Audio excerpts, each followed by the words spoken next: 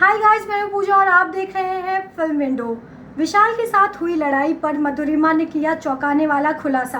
ये सारी बातें मैं आपको बताऊंगी, लेकिन उससे पहले हमारे चैनल को लाइक शेयर सब्सक्राइब करना बिल्कुल भी ना भूलें। दरअसल एक इंटरव्यू में जब मधुरिमा से पूछा गया कि आप निगेटिव कमेंट को कैसे हैंडल करती है, इस पर मधुरिमा ने कहा कि जब वो बिग बॉस के घर के अंदर गई थी और विशाल के साथ उनकी लड़ाई हो गई थी, तो वो जो सिचुएशन था वो गिव एंड टेक वाला था।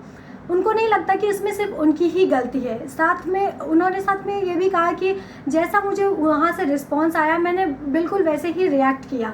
अगर मेरे अलावा कोई और भी वहाँ पे कंटेस्टेंट होता, उनके साथ ये सिचुएशन होती, तो वो भी अपने तरीके से उनको हैंडल करते। तो मुझे नहीं लगता इसमें मैंने कुछ ऐसा भी रॉन्ग कर दिया है, तो क्योंकि गलती मेरी भी थी और गलती विशाल की भी थी।